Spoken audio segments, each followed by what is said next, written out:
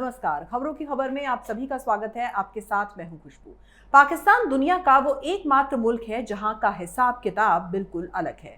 ये ऐसा देश है जहां पर प्रधानमंत्री होते हुए भी सेनाध्यक्ष ये बताता है कि देश में आर्थिक विकास कैसे किया जाए। मतलब साफ है कि इमरान खान की सरकार किसी काम की नहीं है। वहां सब कुछ आर्मी के हवाले है। इमरान खान आर्मी के इशारे पर नाचते हैं, आर्मी के इशारे पर निर्णय लेते हैं और आर्मी ही पाकिस्तान के विकास का रास्ता तय करती है।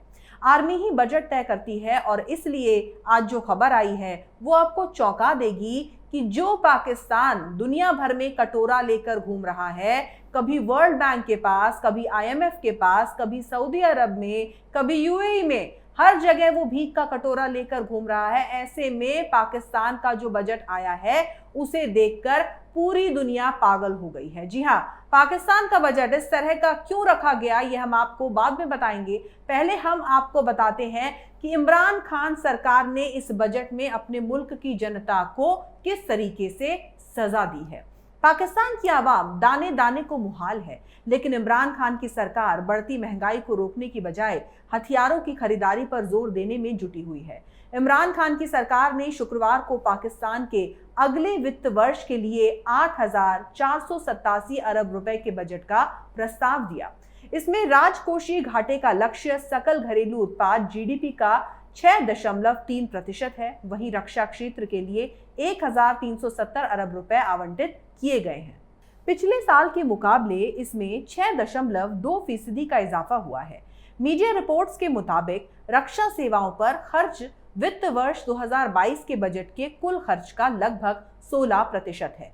इस बजट को पाकिस्तान के वित्त मंत्री शौकत तरीन ने पेश किया। बजट को ऐसे समय पर पेश किया गया जब कर्ज से बुरी तरह जूझ रही अर्थव्यवस्था की परेशानियों को कोरोना वायरस ने और भी बढ़ा दिया है। तरीन ने अपने भाषण की शुरुआत ये कहकर की कि बहुत सारी कठिनाइयां हैं, लेकिन इस सरकार ने अर्थव्यवस्था को पुनर्जीवित करने के लिए नींव रखी और अब ये विकास और समृद्धि की ओर जा रही है। नेशनल असेंबली में विपक्ष के नेता शहबाज शरीफ और पीपीपी प्रमुख बिलावल भुट्टो जरदारी सदन में थे। वहीं बजट पेश करने के दौरान जब पाकिस्तानी विदेश मंत्री अपना भाषण दे रहे थे, तब विपक्षी सांसदों ने सरकार के खिलाफ जमकर नारेबाजी की। इससे पहले बिलावल ने शरीफ से उनके चेंबर में मुलाकात की और दोनों नेताओं ने ये फैसला किया कि उनकी पार्टियां संयुक्त रूप से इमरान खान की पीटीआई सरकार के बजट का विरोध करेंगी। पिछले 3 सालों से पाकिस्तानी सरकार ने ढेरों आर्थिक चुनौतियों का सामना किया है। शौकत तरीन ने कहा कि इमरान खान की सरकार कड़े फैसले लेने से नहीं हिचकिचाती। उन्होंने कहा कि मौजूदा सरकार ने अपनी मजबूत आर्थिक नीतियों के जरिए 2021 में चालू खाते के घाटे को सरप्लस में बदल दिया है। उनके बोलते ही विपक्षी सांसदों ने डेस्क को पीटा और गो नियाजी गो के नारे लगाए। वित्त मंत्री ने घोषणा की कि वित्त वर्ष 2022 के लिए सरकार ने जीडीपी विकास लक्ष्य 4.8% निर्धारित किया है। अगले साल के लिए कुल खर्च का बजट 8,487 अरब रुपए है, जो पिछले साल के 7,136 अरब रुपए के बजट आकार से लगभग 19% ज्यादा है। 14 जून 2021 से सदन में अगले 10 दिनों तक प्रस्तावित बजट पर बहस शुरू होगी, जिसके बाद 28 जून को बजट को मंजूरी देने के लिए सदन में मतदान होने की संभावना है। मंजूरी के बाद बजट को सीनेट या उच्च सदन के समक्ष पेश किया जाएगा। ताज्जुब की बात यहाँ पर यह है कि ये सारे फैसले इस मौके पर हो रहे हैं जब महंगाई ने पाकिस्तान की जनता की कमर तोड़ रखी है। दरअसल दिक्कत यहाँ पर यह है कि आर्मी ही पाकिस्तान की जान है। वहाँ के सारे उद्योगपति आर्मी मैन होते हैं।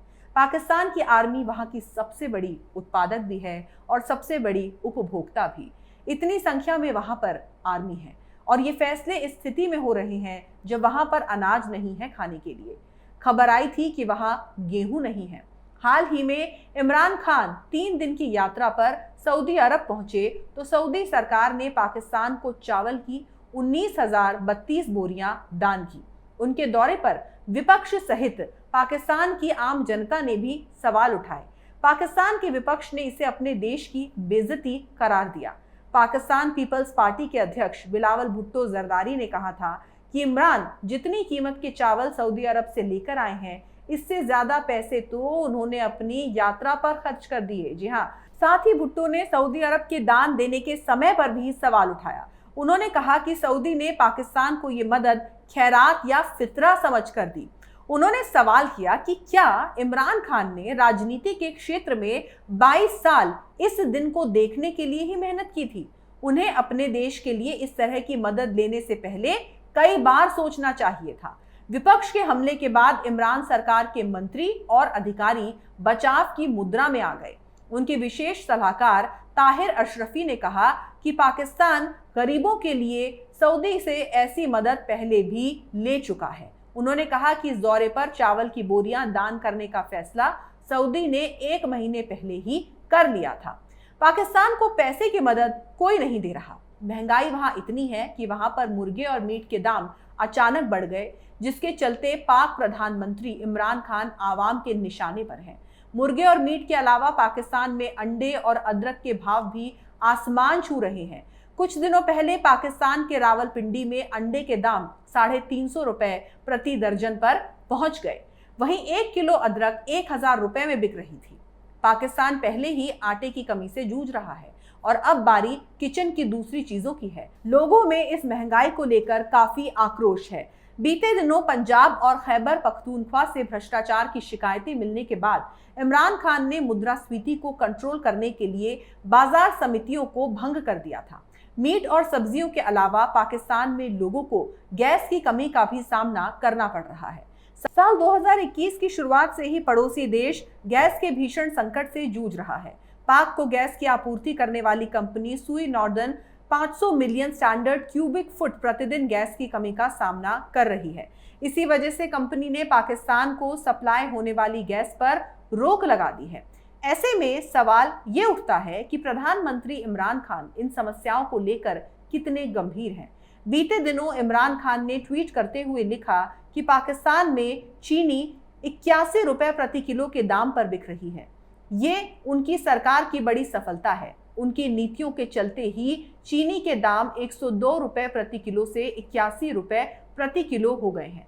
अब सोचिए, महंगाई और अभाव से जूझ रहे देश के प्रधानमंत्री चीनी के दामों पर अपनी पीठ थपथपा रहे हैं।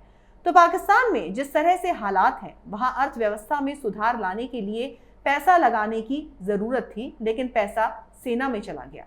कोरोना को लेकर भी पाकिस्तान में स्थिति बिल्कुल भी स्पष्ट नहीं है। इस महामारी को लेकर अब तो वहां से कोई डेटा ही नहीं मिल रहा। कोरोना महामारी से लड़ने के लिए अब तक पाकिस्तान की रणनीति दान की गई कोरोना वैक्सीन पर निर्भर करने की रही है। पाकिस्तान दुनिया का अकेला मुल्क है जिसने एक भी कोरोना वैक्सीन खरीदी नहीं है। वो दान के हिसाब से ही चल रहा है।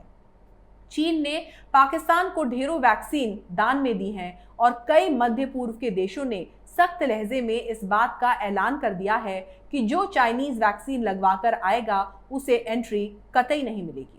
सऊदी अरब और यूएई इनमें शामिल हैं। इससे जाहिर तौर पर पाकिस्तान की टेंशन बढ़ गई है, क्योंकि पाकिस्तान तो चल ही चाइनीज वैक्सीन पर रहा है। हमारे गांव देहात में कहा जाता है कि दूसरे का दिन खराब करने के लिए अपनी आंख नहीं फुड़वानी चाहिए। कुछ लोग दूसरे को नुकसान पहुंचाने के लिए खुद के लिए ही गड्ढा खोदते चले जाते हैं। पाकिस्तान भी इसी नक्शे कदम पर चलता रहा है। वो हिंदुस्तान से कंपटीशन करने की जुगत में लगा रहता है। इस चक्कर में उसकी खुद की ही फजीहत अक्सर होती रहती है। पाकिस्तान उस पड़ोसी की तरह है जिसका ध्यान खुद पर कम अपने पड़ोसी पर ज्यादा होता है। पाकिस्तान के प्रधानमंत्री इमरान खान से खुद की कुर्सी तो संभलती नहीं, वैसे ही वो नाम के प्रधानमंत्री हैं जिसके बस का कुछ भी नहीं और हर वक्त उनका ध्यान इसी उधेड़बुन में लगा रहता है कि भारत के प्रधानमंत्री मोदी क्या कर रहे हैं, क्यों कर रहे हैं, क्या नहीं कर रहे हैं। दूसरों पर उंगली उठाने वाले का मुंह काला ही होता है। पाकिस्तान का भी वही हाल है। शायद पाकिस्तान में अंडों की कीमत इतनी ज्यादा इसलिए हो गई ताकि जल्दी से कोई इमरान खान पर अंडे ना मार पाए, क्योंकि इमरान खान ने देश के लिए काम ही कुछ ऐसे किए हैं कि जनता को उन पर अंडे मारने के अलावा और कुछ सूझता भी नहीं होगा। अगर आपको हमारा वीडियो पसंद आया तो इसे लाइक करें, शेयर करें और कैपिटल टीवी को सब्सक्राइब करें। नमस्कार।